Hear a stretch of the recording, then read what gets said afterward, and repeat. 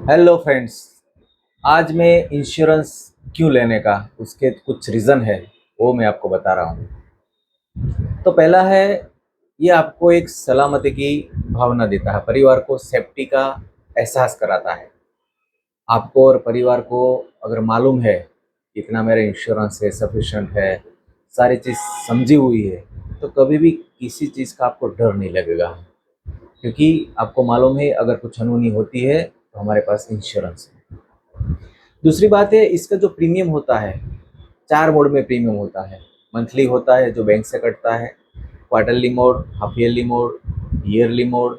आप जो भी तरह से इंश्योरेंस लिया है या तो सिंगल प्रीमियम में भी लिया हो सकता है, तो कोई भी मोड होता है। ज़्यादातर क्या होता है, एक रेगुलरिटी होती है प्रीमियम में। आपके परिवार को मालूम होता है कि प्रीमियम की वैल्यू क्या है, ये हमको क्या देता है। तो एक कंपलसरी सेविंग्स हो जाता है। तो एक आपको एक बचत की आदत आपके दिमाग में, आपकी फैमिली में हो जाती है, तो ये एक फ़ायदा है। फिर आपको एक इंश्योरेंस जो लिया होता है उसका एक संतोष आपको देता है कि हमारी फैमिली की सलामती है, कोई दिक्कत नहीं है। तो एक संतोष जो मिलता है वो इंश्योरेंस से मिलता है। आपको कोई दिक्कत नहीं आएगी कभी। फिर अगर मान लो कुछ अनहोनी हो जाती है, तो आपके जो फैमिली मेंबर्स है उसको किसी के पास लंबा हाथ करने की ज़रूरत नहीं पड़ेगी। चाहे रिलेटिव हो, आपके फ्रेंड हो, किसी पर भी आधार रखना नहीं पड़ता है। तो ये है इंश्योरेंस की ताकत। बाद में आता है दूसरी जो सेविंग होती है, जैसे पीपीएफ होता है, बैंक एफडी होती है, म्यूचुअल फंड्स, एसआईपी होता है, या तो कोई भी आपकी प्रॉपर्टी हो, उसको भी सुरक्षित रखता है।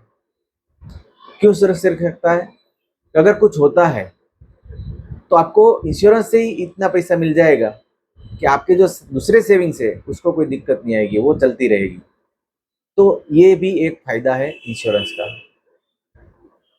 उसके बाद आता है आपका जो रिटायरमेंट लाइफ है, निवृत्ति जीवन जो है, वो स्वतंत्र और आरामदायक बन जाता है।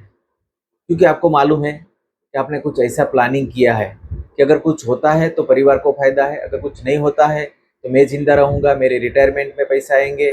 और वो मेरी जो लाइफ रिटायरमेंट की होगी, मेरी और मेरी बच्चों की, या तो मीन्स के मेरे वाइफ की, अगर बच्चे बाहर भी चले गए, उसको पढ़ाया लिखाया बाहर भेज दिया, तो भी हमको कोई दिक्कत नहीं है, क्योंकि हमारे पास इतना पैसा आ जाएगा ताकि बाकी की हमारी लाइफ है वो हम आराम से जी सकते हैं। तो हमारे रिटायरमेंट लाइफ का भी एक प्लानिंग हो जाता है, तो उसका भी एक संतोष रहता है, उसका भी एक आनंद रहता है।